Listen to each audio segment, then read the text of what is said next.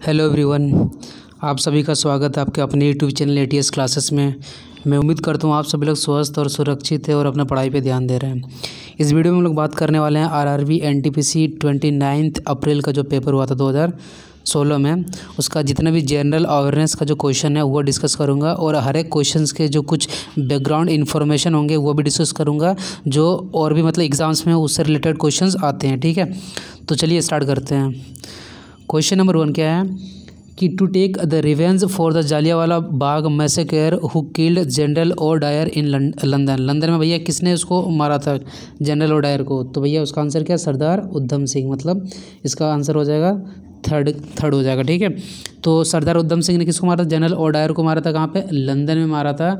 लेकिन अगर ये पूछा भैया कि डेट क्या था, डेट, तो उसका डेट था 13 मार्च 1940 को। ठीक है, 13 मार्च 1940 में 1940 को भैया जनरल ओडायर को किसने मारा था?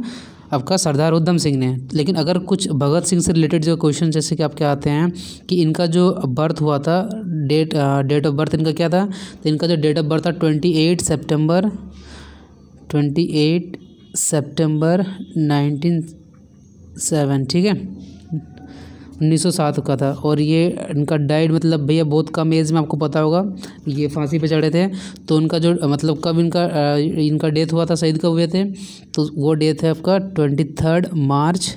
ये क्वेश्चंस भी आपके आते हैं इसलिए आपको ये डेट याद रखना है। ठीक है, 23 मार्च 1931 को, 1931 को। ठीक है, चलिए आगे बढ़ते हैं। नेक्स्ट क्वेश्चन नंबर 2 क्या है? Which company developed the Android operating system और mobile operating system software in 2007? तो सबको पता है किसने डेवलप किया था इसको? गूगल कॉर्प में। तो आंसर इसका क्या हो जाएगा? थर्ड हो जाएगा। ठीक है, question number 3, Indian national army was founded by. तो ये फाउंड किया गया था किसके द्वारा? मोहन सिंह के द्वारा। ठीक है, मोहन सिंह के द्वारा इंडियन नेशनल आर्मी फाउंड किया गया था। और सुभाष चंद्र बोस से रिलेटेड जो कुछ क्वेश्चंस आते हैं वो हम लोग कर लेते हैं कि जो इंडियन नेशनल कांग्रेस है उसका प्रेसिडेंट ये कब रहे हैं? तो इंडियन नेशनल कांग्रेस का प्रेसिडेंट ये 2 बार रहे हैं, एक बार 1938 में और 39 में। उसके बाद इनसे रिलेटेड क्वेश्चन ये आता है कि जो महात्मा गांधी का जो महात्मा मतलब पद है उपाधि है, ये किसने दिया था? तो ये भी सुभाष चंद्र बोस ने ही दिया था। ठीक है, और अगर बात करें जो महात्मा गांधी को फादर ऑफ नेशन बोला जाता है ना, तो फादर ऑफ नेशन मतलब जो उपाधि है किसने दिया था फादर ऑफ नेशन को? तो वो भी सुभाष चंद्र बोस ने ही दिया था। ठीक है, जिसको हम लोग राष्ट्रपिता बोलते हैं। और अगर इनको ये कौन सा सेना के ये टेक ओवर लिए थे? आज़ाद हिंद फौज का। ठीक है, आज़ाद हिंद फौज का कहाँ पे लिए थे? सिंगापुर में। अगर पूछा जाए कि मतलब सिंगापुर में लिया कब लिया था, तो वो डेट भी आपको याद रखना है क्योंकि वो उस डेट से भी क्वेश्चंस आते हैं। ठीक है, तो ये इन्होंने उसका टेक ओवर लिया था 1943 में, 1943 में। और इनका जो ऑटोबायोग्राफी है, ऑटोबायोग्राफी मतलब अगर इनकी जीवनी किसी और ने लिखा हुआ रहता है तो उसको ऑटोबायोग्राफी बोलते हैं। और बायोग्राफी जो खुद लिखते हैं, तो भैया इनका ऑटोबायोग्राफी का जो नाम है उसका नाम क्या? The India struggle. The India struggle. ठीक है, तो इसमें हमें कुछ एक्स्ट्रा इन्फॉर्मेशन क्या मिला कि इंडियन नेशनल कांग्रेस में इनका ये जो प्रेसिडेंट कब थे? 1938 और 39 को। और आज़ाद हिंद फौज का इन्होंने टेक ओवर लिया था कहाँ पे? सिंगापुर में 1943 में। और इनकी जो ऑटोबायोग्राफी है उसका नाम क्या? The Indian struggle. ठीक है, द इंडिया स्ट्रगल। और फादर ऑफ नेशन उपाधि दिया गया था महात्मा गांधी को किसके द्वारा? सुभाष चंद्र बोस के द्वारा। ठीक है, चलिए क्वेश्चन नंबर 4 देखते हैं। विच of the following outer most part of human skin? तो हमारा जो ह्यूमन स्किन होता है वो भैया टिश्यू से बने होते हैं। ठीक है, ये टिश्यू जो होते हैं, अब किसी ने पूछा भैया टिश्यू कैसे बनते हैं, तो हमें पता है कि हमारे कोई भी जो आपके सजीव वाले जो मतलब ये व्यक्ति होते हैं तो भैया सेल से मिलके बने होते हैं। और सेल से मिलके क्या बना होता है? टिश्यू बना होता है। और ये जो हमारे टिश्यूज़, अगर बहुत सारे टिश्यू को मिला लोगे तो उसमें बनता है ऑर्गेन। जैसे कि आपका किडनी हो गया, लंग्स हो गई, वो क्या हो गया? एक ऑर्गेन ही तो है। तो भैया आउटर मोस्ट जो हमारा स्किन का लेयर है उसको बोलते हैं क्या? एपिडर्मिस। ठीक है, उसके बाद सेकंड लेयर आता है डर्मिस और थर्ड लेयर आता है क्या? हाइपोडर्मिस। इसका आंसर क्या हो जाएगा? सेकंड हो जाएगा। ठीक है, क्वेश्चन नंबर 5 देखते हैं। The main objective of Indian space programme. तो इंडियन स्पेस प्रोग्राम जैसे कि हमें पता है कि इसरो जो इंडियन स्पेस रिसर्च ऑर्गेनाइजेशन है जो सैटेलाइट वगैरह लॉन्च करती है, और इसका स्थापना कहाँ गया था? कब हुआ था? 1960 2009 में हुआ था। ठीक है, तो मास, तो देखते हैं क्या क्या इसका मतलब ऑब्जेक्टिव होता है, उद्देश्य क्या क्या है। तो फर्स्ट क्या है, mass communication and education by satellite, बिल्कुल सही बोल रहा है। Survey and management of natural resources through remote sensing technology, environmental monitoring and meteorological forecasting, जैसे कि हम लोग जो वेदर फोरकास्ट करते हैं, मौसम के बारे में जानकारी लेते हैं, ठीक है, या रिमोट एरिया के बारे में जानकारी लेते हैं, तो उसमें भी हमें सैटेलाइट हेल्प करते हैं। या तो डेवलपमेंट ऑफ इंडिजीनियस मतलब जो आपके लोकल सैटेलाइट बनाते हैं, ठीक है, indigenous satellites and satellite launch vehicles, तो ये सारे इसके ऑब्जेक्टिव्स होते हैं। तो इसका आंसर क्या हो जाएगा, डी हो जाएगा। ठीक है, तो सैटेलाइट लॉन्च व्हीकल जो होते हैं हमारे कंट्री में, जैसे कि जो सैटेलाइट लॉन्च करते हैं या तो GSLV के द्वारा किया जाता है या तो PSLV के द्वारा किया जाता है। तो अगर किसी ने पूछा भैया GSLV क्या, ये है जियो सिंक्रोनस सैटेलाइट लॉन्च व्हीकल, ये क्या, पोलर सैटेलाइट लॉन्च व्हीकल। जैसे हमारी जो अर्थ है ना, तो अर्थ में क्या होता है, कुछ सैटेलाइट हमारे पोलर जो पोल होता है यहाँ पे भैया रहती है, कुछ रहती है अर्थ के चारों साइड चक्कर लगाती है। तो जो अर्थ के चारों साइड चक्कर लगाती है वो होती है GSLV। तो इसका जो पीरियड टाइम होता है रिवोल्यूशन ये होता है 24 आवर, और PSLV का जो होता है ये होता है आपका 84 मिनट होता है। ठीक है, और GSLV जो होता है ये अर्थ से अप्रोक्स 36,000 किलोमीटर ऊपर होता है। ये क्वेश्चंस आते हैं आपको, इसलिए याद रखना है, कितना, 36,000 किलोमीटर, और अगर इसको बात करें तो ये होता है 800 किलोमीटर। तो अगर पूछा जाए कि जो जियो स्टेशनरी सैटेलाइट लॉन्च व्हीकल होती हैं, इसका काम क्या रहता है, ये करता है TV सिग्नल्स जो होते हैं उसको रिफ्लेक्ट करता है। ठीक है, और फिर क्या करता है, जिससे हम लोग टेलीकास्ट कर सकते हैं TV प्रोग्राम्स वगैरह। ठीक है, GSLV के द्वारा। और PSLV के द्वारा हम लोग क्या करेंगे कि जितने भी हमारे जो वेदर फोरकास्टिंग होते हैं, मतलब मौसम के बारे में जो जानकारी होता है, या तो जो हम लोग मैपिंग वगैरह करते हैं, तो ये इसके द्वारा किया जाता है। ठीक है, तो ये समझ में आ गया। GSLV का फुल फॉर्म क्या, geo synchronous satellite launch vehicle. PSLV का फुल फॉर्म है क्या, पोलर सैटेलाइट लॉन्च व्हीकल। ठीक है, तो ये आपके इसका काम होता है वेदर फोरकास्टिंग और मैपिंग का काम होता है PSLV का। और अगर हम लोग बात करें जियो सिंक्रोनस सैटेलाइट लॉन्च व्हीकल का क्या काम रहता है भैया, ये तो सैटेलाइट लॉन्च करेगा, कौन सा, जियो स्टेशनरी सैटेलाइट लॉन्च करेगा, जो TV सिग्नल वगैरह को मतलब देता है, जिससे हम लोग TV प्रोग्राम वगैरह अपना घर पे देख सकते हैं। ये इसका जो रिवोल्यूशन एक चक्कर लगाने में इसको 24 आवर लगता है और इसको 84 मिनट लगता है। ठीक है, और ये अर्थ से भैया 36,000 किलोमीटर ऊपर होता है, ये 800 किलोमीटर ऊपर होता है। तो अगर मान लो कोई भी चीज़ को अगर हमको स्पेस में भेजना, अंतरिक्ष में भेजना है, ठीक है, तो जब आप अर्थ से ऊपर भेजोगे ना, तो यहाँ पे अर्थ में भैया ग्रेविटेशन फोर्स नीचे की ओर लगाता है, तो उस ग्रेविटेशन फोर्स को पार करोगे तभी आप और मतलब स्पेस में भेज सकते हो। तो मतलब हर एक किसी ऑब्जेक्ट को क्या देना पड़ता है, वेलोसिटी, जिसको हम लोग क्या बोलते हैं, एस्केप वेलोसिटी। तो एस्केप वेलोसिटी जो अर्थ में होता है वो कितना होता है, 11.2 किलोमीटर पर सेकंड, ये आपको याद रखना। ठीक है, अगर हम मून सरफेस की बात करें तो मून सरफेस में जो एस्केप वेलोसिटी होता है ये कम होता है, 2.38 किलोमीटर पर सेकंड। मून में कम इसलिए होता है क्योंकि वहाँ पे वातावरण एटमॉस्फेयर नहीं होता है। ठीक है, चलिए आगे बढ़ते हैं। क्वेश्चन नंबर 6 क्या है कि which mirror is preferred as a rear view mirror in vehicles because of its wider field of view. मतलब भैया जो हमारे बाइक्स वगैरह होता है या जो 4 व्हीलर वगैरह होता है उसमें जो रियर व्यू के लिए जो मिरर यूज़ करते हैं वो कौन सा मिरर होता है, तो भैया उस मिरर का नाम क्या, कन्वेक्स मिरर। ठीक है, तो आंसर क्या हो जाएगा, ए हो जाएगा। और यहाँ पे अगर हम लोग कुछ बात करें प्लेन मिरर के बारे में, तो प्लेन मिरर का भैया इन्फॉर्मेशन क्या होता है कि इसकी जो आपकी जैसे कि हम लोग पावर इक्वल क्या लिखते हैं, 1/f लिखते हैं। ठीक है, फोकल लेंथ, तो इसकी जो f होती है ना वो इनफाइनाइट होती है। तो भैया अगर f इनफाइनाइट हो गया तो पावर जो होती है प्लेन लेंस की क्या होती है, 0 होती है। और भैया अगर पावर की यहाँ पे यूनिट की बात करें तो क्या होता है, डायोप्टर होता है, डायोप्टर इसकी यूनिट होती है। ठीक है, और अगर बोले कि भैया कि अगर मान लो किसी ऑब्जेक्ट का हमको पूरा मतलब इमेज देखना है, तो जो साइज़ होगा आपका प्लेन मिरर का वो कितना होना चाहिए, आधा होना चाहिए। ठीक है, प्लेन मिरर का साइज़ आधा होना चाहिए अगर किसी ऑब्जेक्ट का हमको फुल देखना है। ठीक है, चलिए आगे बढ़ते हैं। Question number 7, Indian has the largest area under, कौन सा क्रॉप में भैया मतलब पूरे वर्ल्ड में हमारा लार्जेस्ट मतलब एरिया हम लोग कवर करते हैं, तो ये होता है शुगर केन, जो गन्ने की खेती होती है। तो आंसर हो गया 2।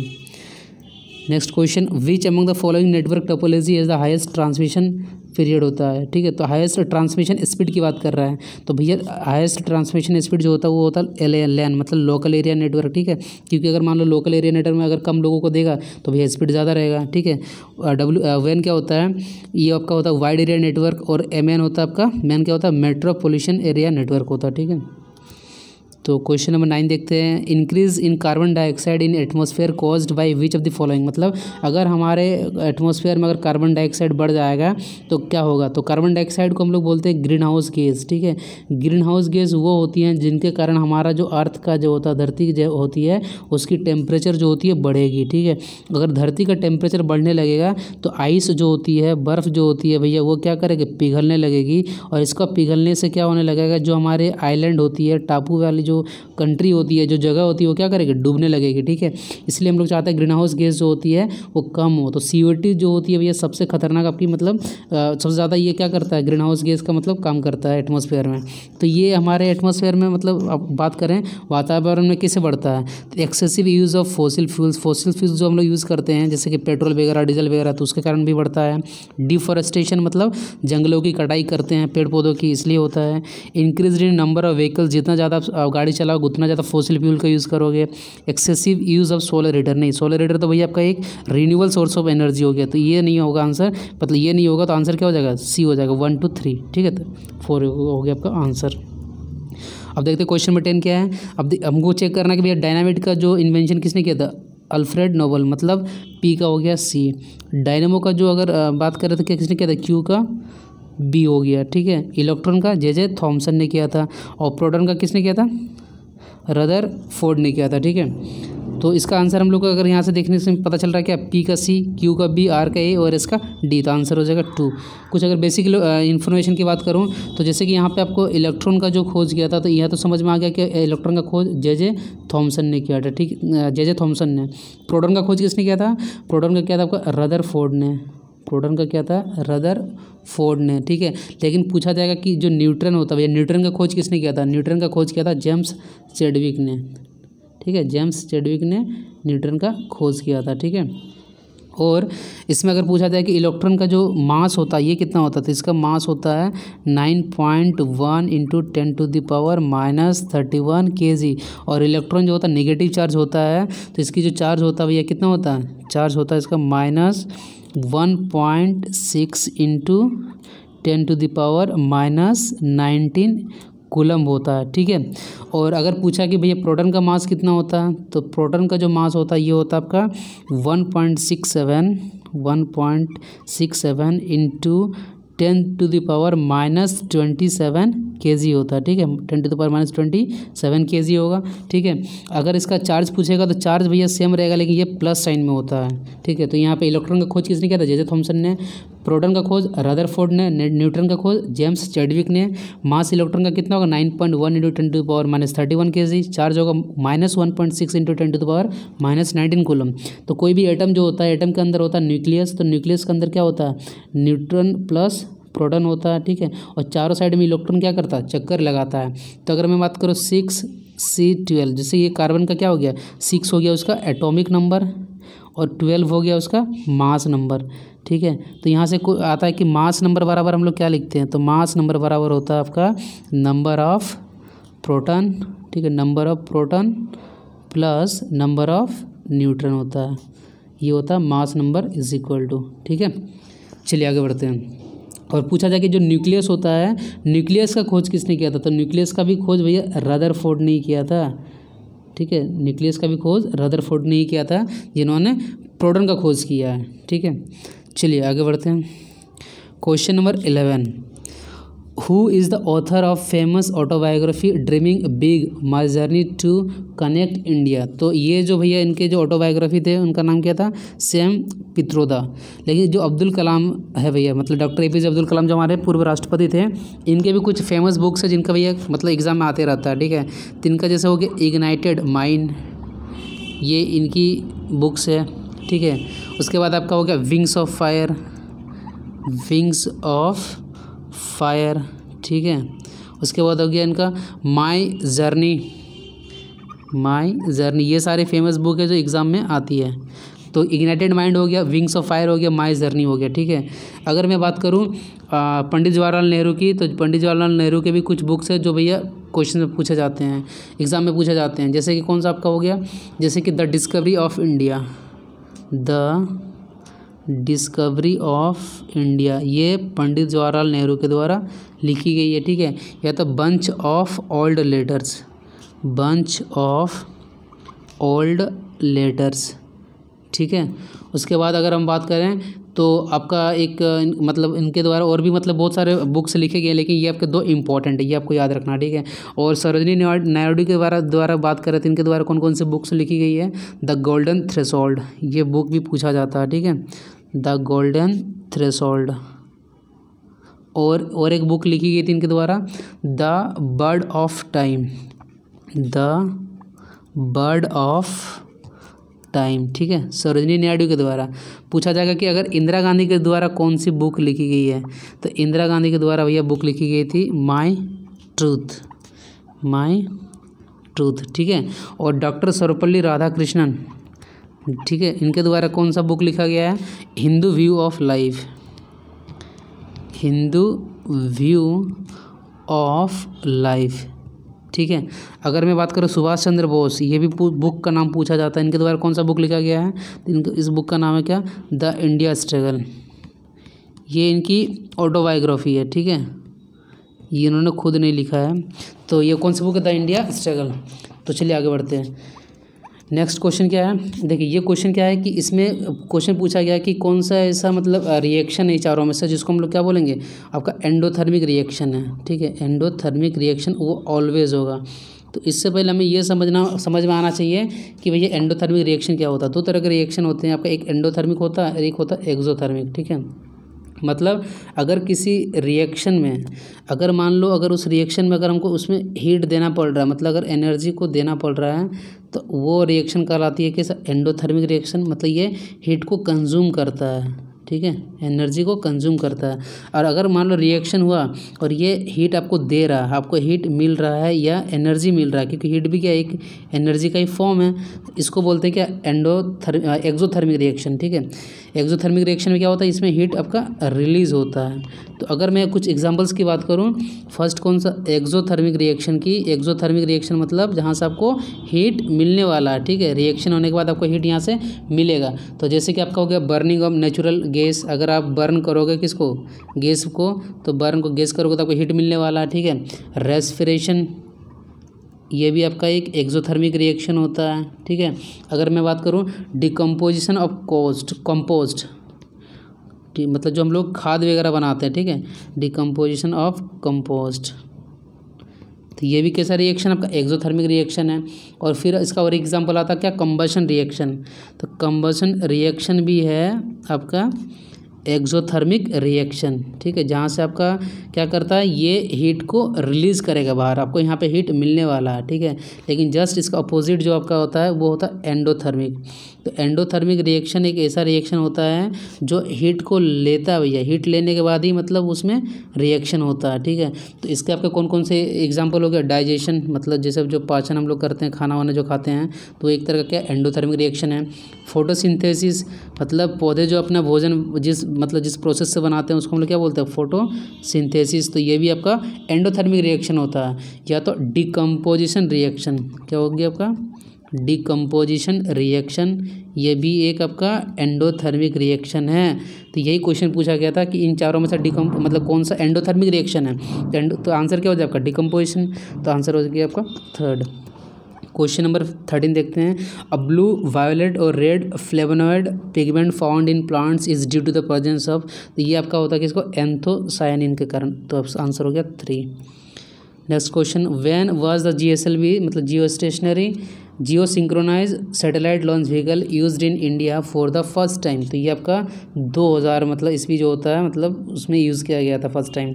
तो मैंने आपको बताया था कि GSLV जिस व्हीकल से हम लोग सैटेलाइट को लॉन्च करते हैं, उसमें जो भैया जो सैटेलाइट होती है उसकी हाइट मैक्सिमम कितना होता है, 36,000 किलोमीटर होता है। और भैया इसका जो टाइम पीरियड होता है ये क्या होता है, 24 आवर होता है। और आपको ये TV सिग्नल वगैरह जो होता है वहाँ पर आपको ये हेल्प मिलता है, ठीक है। अगर ये पूछा जाएगा भैया 2000 में कब किया गया था, तो ये 18 अप्रैल था, ठीक है, 18 अप्रैल 2000 में फर्स्ट टाइम यूज़ हुआ था। और PSLV हम मैंने जो वहाँ पे बताया था कि पोलर सैटेलाइट लॉन्च व्हीकल जो होता है, इसमें जो आपकी जो हाइट होती है कितनी होती है, 800 किलोमीटर। और इसका जो टाइम पीरियड होता है ये होता है 84 मिनट होता है, ठीक है। चलिए आगे बढ़ते हैं। Question number 15, why it is remarked that the pocket of the Indian president is bigger than bigger than that of the American president in reference to pocket veto power of the president. मतलब देखो कुछ power दिए गए हमारे president जिसको हम लोग veto power बोलते हैं। मतलब अगर वो चाहें, जैसे उनके पास मान लो कुछ बिल वगैरह आता है, ठीक है, तो वो कुछ इंडेफिनिट टाइम तक उसको भैया रख भी सकते हैं, ठीक है। इसलिए इनको बोला जाता है कि हमारे जो प्रेसिडेंट होता है उनकी जो पॉकेट है भैया वो बड़ी है, किनसे, अमेरिकन प्रेसिडेंट से। तो इसका आंसर क्या ए है। ये क्या बोलता है, the power of the Indian president not to take any action. मतलब चाहे भैया पॉजिटिव और निगेटिव कोई सा भी बिल आएगा तो वो उस पर इंडेफिनिट टाइम के लिए क्या होता है, कोई भी मतलब एक्शन नहीं लेते हैं। तो इसलिए बोला जाता है भैया कि इनका पॉकेट बड़ा होता है, किससे, मतलब जो हमारे आपके यूएसए के जो प्रेसिडेंट होते हैं। तो यहाँ पे अगर मैं कुछ आपको इन्फॉर्मेशन अगर देना चाहूँ तो जो हमारे प्रेसिडेंट का जो आर्टिकल है वो आर्टिकल 52 में इनको रखा गया, ठीक है। जो प्रेसिडेंट का अगर आर्टिकल पूछा जाएगा तो किसमें 52 है। अगर पूछा जाए कि भैया इस इलेक्शन कैसे होता, तो इलेक्शन इस डायरेक्ट नहीं होता, इनडायरेक्ट होता। मतलब जो लोकसभा के मेंबर होंगे, जो राज्यसभा के मेंबर होंगे और जो एमएलएज होते हैं, ठीक है, वो इसमें पार्ट लेते हैं। लेकिन जो विधान परिषद होते हैं जिसको हम काउंसिल बोलते हैं, वो इसके पार्ट जो होते हैं नहीं होते हैं, ठीक है। विधान परिषद इसमें पार्ट नहीं लेता, सिर्फ ये तीनों लेते हैं। तो और अगर बेसिक जो आपके क्वेश्चंस आते हैं कि जो इनकी जो इनकम मतलब होती है, सैलरी जो होती है, ये बढ़ा के कर दिया गया 5 लाख, ठीक है, 5 लाख पर मंथ को, 5 लाख पर मंथ इनकी सैलरी है, ठीक है। और भैया जो सबसे पूछा जाएगा कि शॉर्टेस्ट टेन्योर के लिए मतलब प्रेसिडेंट कौन रहे हैं, ठीक है। शॉर्टेस्ट टेन्योर का मतलब होता है सबसे कम टाइम के लिए, और वो ऑफिस में भैया अपने ऑफिस में उनका डेथ हो गया था। तो उसका नाम क्या, डॉक्टर जाकिर हुसैन, डॉक्टर जाकिर हुसैन, ठीक है। सबसे कम टाइम के लिए अभी तक ये प्रेसिडेंट रहे हैं और ये अपने ऑफिस में भी इनका डेथ हो गया था। अब जैसे मान लो कि प्रेसिडेंट, अगर प्रेसिडेंट का पद अगर खाली रहेगा तो वहाँ पे वाइस प्रेसिडेंट बनते हैं प्रेसिडेंट, ठीक है। अगर वाइस प्रेसिडेंट भी नहीं रहते हैं तो भैया चीफ जस्टिस ऑफ इंडिया जो होते हैं वो बनते हैं प्रेसिडेंट। तो चीफ अभी तक जो होता है फर्स्ट मतलब जो जस्टिस एम हिदायतुल्लाह जो करके नाम है उनका, जस्टिस एम हिदायतुल्लाह, ये मतलब इंडिया के चीफ जस्टिस है। मतलब ऐसा भी टाइम आया है कि भैया वाइस प्रेसिडेंट भी मतलब सीट को ऑक्यूपाई नहीं किए थे, लेकिन ये बने थे क्या, प्रेसिडेंट बने थे। और पूछा जाएगा भैया कि कब बने थे, तो भैया जुलाई 1969 से लेके भैया अगस्त तक रहे थे, अगस्त 1969 तक ये प्रेसिडेंट रहे थे, ठीक है। और अगर पूछा जाए कि जो ये आपके प्रेसिडेंट होते हैं ये 12 आपके राज्यसभा का मेंबर को नॉमिनेट कर सकते हैं और 2 लोकसभा के जो मेंबर होते हैं उसको नॉमिनेट कर सकते हैं। और इनके द्वारा आर्टिकल 352 जो इमरजेंसी होती है, आपातकालीन घोषित किया जाता है। 352 जो होता है आपका नेशनल इमरजेंसी है, ठीक है। 356 की बात करूं तो जो स्टेट में रूल लगता है आपका किसका, गवर्नर का, तो भैया ये 356 के द्वारा दिया जाता है। और आर्टिकल 360 के द्वारा वित्तीय आपातकाल मतलब फाइनेंशियल इमरजेंसी इनके द्वारा लगाया जाता है, ठीक है। चलिए क्वेश्चन नंबर 16 देखते हैं। इज़ द फर्स्ट इंडिजिनस, मतलब भैया घर में बनाया हुआ aircraft of India designed and build by hall, मतलब हिंदुस्तान एरोनॉटिक्स लिमिटेड। ये जो हमारा भैया इसका आंसर क्या हो जाएगा, ST2 हो जाएगा, ठीक है। चलिए आगे बढ़ते हैं। The presence of ozone in the prevent sun harmful ultraviolet radiation from the reaching the earth surface. जैसे कि देखो हमारा क्या होता है, ये जो अर्थ है ना, अर्थ के चारों तरफ क्या गैसेस की लेयर बनी होती है जिसको हम लोग बोलते हैं एटमॉस्फेयर, जिसको हम लोग क्या बोलते हैं, वातावरण बोलते हैं। तो ये लेयर जो बटी हुई है ना, एक लेयर बाई लेयर में बटी हुई है। तो सबसे पहले आपका आता है ट्रोपोस्फीयर, ठीक है। उसके बाद आता है स्ट्रेटोस्फीयर, फिर आता है मीजोस्फीयर, फिर आता है आपका आइनोस्फीयर। इस तरह से ये चलते जाता है। तो आपको सिर्फ क्या याद रखना, TSMI, मतलब सबसे पहले ट्रोपोस्फीयर, फिर स्ट्रेटोस्फीयर, फिर मेसोस्फीयर, आइनोस्फीयर। ये जो आपका स्ट्रेटोस्फीयर जो ये अर्थ के चारों साइड मान लो एक कोई जो लेयर होता है, यहाँ पे पाया जाता है ओजन, ठीक है।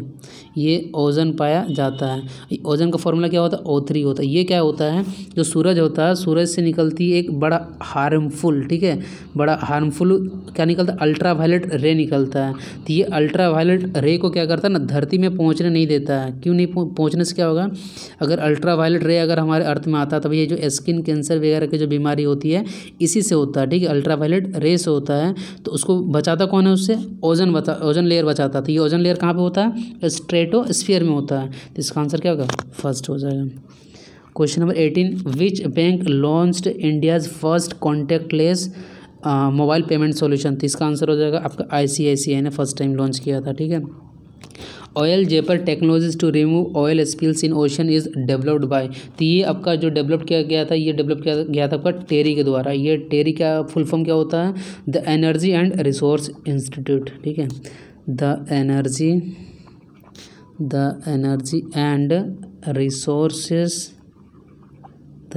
And resources institute. अब जैसे ये क्वेश्चन ये क्या होता है कि देखो, जैसे कि हमारे समुद्र में जब जहाज़ जाते हैं ना, तो मान लो ऑयल वगैरह टैंकर लेके जाते हैं। अगर मान लो वहाँ से कुछ लीक हो गया किसका? ऑयल का, तो ये ऑयल कहाँ पे आएगा भैया? समुद्र में आएगा। तो ये जो ऑयल होता है समुद्र में जब आएगा, तो वहाँ पर जो जीव रहते हैं ना, ये उन पर भैया हानि पहुँचाते हैं। ठीक है, तो मान लो अगर गलती से लीक हो भी गया है, तो अगर उससे हमें कैसे रिमूव करना है, जो ऑयल मान लो स्पिल्स हो गया है कहाँ पे? ओशियन में, तो उसको बचाने के लिए जो डेवलप किया गया भैया टेक्नोलॉजी, तो किसके द्वारा किया गया था? टेरी के द्वारा, the energy and resources institute के द्वारा। ठीक है, क्वेश्चन नंबर 20 देखते हैं। Who among the following musicians who lived between this area was traditionally considered as the inventor of tabla and sitar? तो भैया उसका आंसर क्या हो गया? अमीर खुसरो। ठीक है, तो आंसर हो गया 2। अब देखते हैं कि Krishnanattam is a famous dance of which of the following state? तो भैया ये आपका होता है किसके लिए? केरला के लिए। ये आपका लोकल डांस है। लेकिन भैया जो 8 क्लासिकल डांस होता है, ये आपको याद रखना बहुत ही इंपॉर्टेंट है। ठीक है, मैं आपको ये बता देता हूँ इसमें सारे कौन से होते हैं। जैसे अगर मैं बात करूँ भरतनाट्यम के बारे में, तो अगर आपको पता होगा तो भरतनाट्यम भैया किस स्टेट का होता है? ज़रा सोचो आप। तो भरतनाट्यम जो होता है ये आपका है क्लासिकल डांस तमिलनाडु का। ठीक है, अगर पूछा जाए कि जो कथक होता है, कथक किस स्टेट का? ये यूपी का है। ठीक है, उसके बाद ये कथकली है। ठीक है, ये कथकली और मोहिनीयाट्टम। ठीक है, इसमें 2 है, मोहिनीयाट्टम। तो ये मोहिनीयाट्टम और कथकली जो है ये किसके? केरला का भैया डांस है। ठीक है, और कुचिपुड़ी जो होता है, कुचिपुड़ी जो करके है, ये आपका आ जाता है आंध्र प्रदेश का। ठीक है, कुचिपुड़ी जो होता है ये आंध्र प्रदेश का है। उसके बाद ओडिसी जो होता है उड़ीसा का है, तो याद रहेगा ही। और मणिपुर का, वो भी याद रहेगा आपको। ठीक है, और आपका यहाँ पर जो सतरिया है, सतरिया करके जो है ये आपका है असम का है। ठीक है, सतरिया कहाँ का? असम का है। तो भरतनाट्यम कहाँ का हो गया? तमिलनाडु। कथक हो गया यूपी का। कथकली और मोहिनीअट्टम हो गया आपका केरला का। कुचिपुड़ी हो गया आपका आंध्र प्रदेश का। और आपका सतरिया हो गया असम का। और आपका मैंने बताया आपका जो ओडिसी होता है ये कहाँ होता है आपका? ये उड़ीसा का है। ठीक है, और मणिपुरी तो भैया नाम से समझ में आ रहा है ये कैसा स्टेट का? मणिपुर का। ये आपका 8 क्लासिकल डांस हो गया। ठीक है, क्वेश्चन नंबर 22 देखते हैं। Construction of the Qutub Minar, the world's tallest brick minaret मतलब commenced in 1193 under the order of. तो भैया ये कुतुबुद्दीन ऐबक के द्वारा ये किया गया था। ठीक है, तो थर्ड आंसर हो जाएगा इसका। क्वेश्चन नंबर क्या? Which of the following power houses is are associated with Damodar valley project? तो इसका भैया ये दुर्गापुर, चंद्रपुरा, ये मैथन। ठीक है, ये आपका तीनों जो प्लेस होता है ये किससे रिलेटेड है? दामोदर वैली प्रोजेक्ट से रिलेटेड है। तो ठीक है, इसका आंसर हो जाएगा सी, मतलब सी आंसर हो जाएगा। तो ये आंसर यहाँ हो जाएगा फर्स्ट हो जाएगा। What is the cause of biomagnification? ठीक है, बायोमैग्निफिकेशन का मतलब होता है कि हमारा जो इकोसिस्टम होता है वहाँ पे जो केमिकल कंपोजिशन अगर कहीं से भी आ रहा है, ठीक है, केमिकल कंपोजिशन कहाँ से आ सकता है? जैसे कि हम लोग जो यूज़ करते हैं यूरिया वगैरह, ठीक है, वहाँ से आ सकता है। तो ये केमिकल कंपोजिशन बड़ा हार्मफुल होता है जीवों के लिए। ठीक है, तो इसी को हम लोग बोलते हैं ये बायोमैग्निफिकेशन। तो इसका जो होता है ये हो गया आपका ऑर्गेनो क्लोरिन्स। ठीक है, जैसे कि हम लोग यूरिया वगैरह यूज़ करते हैं या जितने पेस्टिसाइड वगैरह जो यूज़ करते हैं मतलब कीड़े मकोड़ों को मारने के लिए, तो ये सब सारे बड़े हार्मफुल होते हैं। और इकोसिस्टम का मतलब होता है जहाँ पे भैया जीव रहते हैं। ठीक है, तो अगर केमिकल कंपोजिशन अगर बढ़ जा रहा है कि इकोसिस्टम में, तो वो किसके कारण हो रहा है? बायोमैग्निफिकेशन के कारण हो रहा है। और एक टर्म यहाँ पे आता है आपका यूट्रोफिकेशन। यहाँ पे क्या क्वेश्चन पूछा जाता है कि भैया यूट्रोफिकेशन के कारण क्या होता है ना, बायोडाइवर्सिटी घटती है। बायोडाइवर्सिटी का मतलब जैव विविधता, ये क्यों घटती है?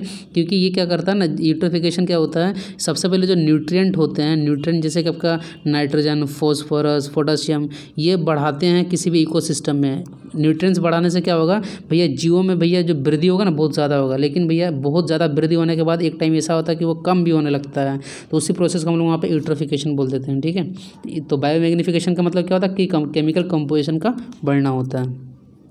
Question number 25, name the committee appointed to identify the creamy layer among OBC which submitted its report in 1993 and was accepted. ठीक है, तो ये भैया इसका राम नंदन कमेटी के द्वारा भैया ये क्रीमी लेयर बनाया गया था, किसमें, ओबीसी में बनाया गया था। ठीक है, question number 26, Abdul Rahman and British Raj representative mister Mortimer signed an agreement establish. तो भैया इसका जो आंसर है ना भैया ये आपका क्या है, डूरंड लाइन। तो ये आंसर हो जाएगा 3। लेकिन आपको ये समझ में आना चाहिए कि जो रेड क्लिफ लाइन है तो ये इंडिया और पाकिस्तान के बीच में है।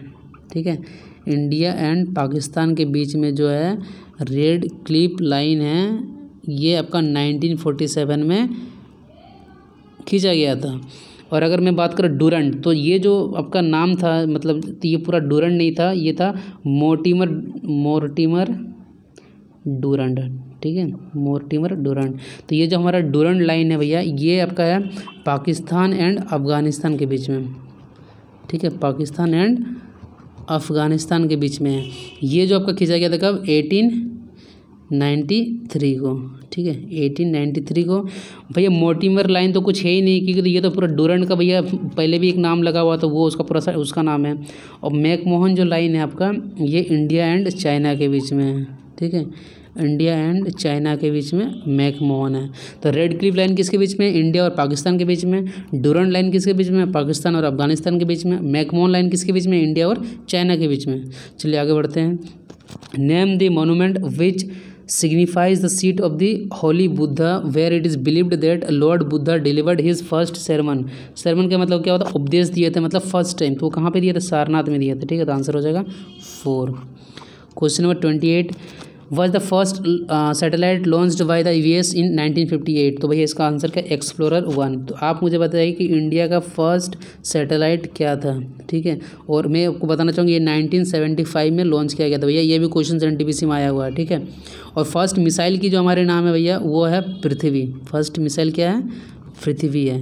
लेकिन आपको क्या बताना कमेंट सेक्शन में कि फर्स्ट सैटेलाइट का क्या नाम था, लेकिन वो सैटेलाइट कब लॉन्च किया गया था, 1975 में। Question number 29, which of the following is a not an output device. ठीक है, आउटपुट डिवाइस इनमें से कौन सा नहीं है। तो भैया आउटपुट डिवाइस जो होता है वो स्कैनर जो होता है ये आउटपुट डिवाइस आपका नहीं है, इनपुट डिवाइस है। जैसे कि ये हो गया आपका माउस हो गया। ठीक है, उसके बाद आपका कीबोर्ड हो गया, ये सारे क्या आपके इनपुट डिवाइस है। ठीक है, तो आंसर हो जाएगा 4। कंप्यूटर के बारे में अगर हमको बेसिक आपको मैं ये बताना चाहूँगा तो कि जैसे कि हम लोग ये जनरेशन जो यूज़ होता है, जैसे first generation, second, third, fourth और फिफ्थ, तो पूछा जाता है भैया इन जनरेशन में क्या क्या यूज़ किया गया था। तो फर्स्ट जनरेशन में वैक्यूम ट्यूब यूज़ किया गया था। ठीक है, उसके बाद में अगर बात करूँ सेकंड जनरेशन, अगर मैं बात करूँ आपका सेकंड जनरेशन, तो सेकंड जो जनरेशन आपका है, आपका जो सेकंड जनरेशन है, सेकंड जनरेशन में आपका यूज़ किया गया था ट्रांजिस्टर। ठीक है, क्या यूज़ किया गया था आपका सेकंड जनरेशन में, ट्रांजिस्टर यूज़ किया गया था। और थर्ड जनरेशन में क्या हो गया था, इंटीग्रेटेड सर्किट। थर्ड जनरेशन में आपका यूज़ किया गया था इंटीग्रेटेड सर्किट। और फोर्थ जनरेशन जो होता है, फोर्थ जनरेशन में आपका यूज़ किया गया था VLSI। फोर्थ जनरेशन में आपका होता है VLSI, जिसको बोलते हैं वेरी लार्ज स्केल इंटीग्रेशन। ठीक है, इंटीग्रेशन। और VLSI को हम लोग क्या बोलते हैं, माइक्रो प्रोसेसर भी बोलते हैं। VLSI को हम लोग बोलते हैं माइक्रो प्रोसेसर। ठीक है, और फिफ्थ जनरेशन हमको पता है क्या, आर्टिफिशियल इंटेलिजेंस है। तो इसको याद रखने का बड़ा ही शॉर्टकट ट्रिक होता है कि भैया एक ट्यूब में हम लोग मार्केट से लेकर आए हैं। ठीक है, क्या लेकर आए हैं, मार्केट से एक ट्यूब लेकर आए हम लोग। ट्यूब के अंदर लगा दिए ट्रांजिस्टर। ठीक है, तो जब दो चीज़ मिल गया तो दो चीज़ मिल के क्या हो गया, इंटीग्रेट हो गया। इंटीग्रेट मतलब क्या होता है, इंटीग्रेशन का मतलब ये जोड़ना होता है। तो फर्स्ट जनरेशन में क्या होगा, वैक्यूम ट्यूब। सेकंड जनरेशन में ट्रांजिस्टर। थर्ड में क्या हो गया, इंटीग्रेटेड सर्किट। और भैया जब ये दोनों जुड़ गया तो हम लोग इसको बोल दिए कि भैया ये मिलकर बन गया वेरी लार्ज स्केल इंटीग्रेटेड। ठीक है, और VLSI को हम लोग बोलते हैं माइक्रो प्रोसेसर बोलते हैं। और जो फिफ्थ जनरेशन है उसमें हम लोग आर्टिफिशियल इंटेलिजेंस यूज़ करते हैं। ठीक है, तो ये आपका सारा क्वेश्चन हो गया NTPC में जो आपका सेट में आया हुआ था, ये सारा क्वेश्चन GS के पेपर का। ठीक है, और बाकी आपका जो रीजनिंग एप्टीट्यूड है, आप मतलब अगर चाहते हो कि क्वेश्चन अगर वो भी, तो मैं आपको टेलीग्राम मतलब का लिंक नीचे वीडियो के नीचे प्रोवाइड करवा दूंगा, आप वहाँ से जाकर डाउनलोड कर सकते हो। ठीक है, तो अगर आप चाहते हो कि भैया नेक्स्ट वीडियो भी मतलब अपलोड करूँ तो मुझे आप कमेंट करके बताओ। ठीक है, अगर वीडियो अगर आपको अच्छा लगा होगा तो उसको लाइक कर दें। अगर चैनल पर नए हो तो चैनल को आप सब्सक्राइब कर लो, ताकि जब मैं और भी वीडियोस मतलब डालूं तो आपको टाइम पे नोटिफिकेशन मिलते रहें। ठीक है, so guys thanks for watching this video.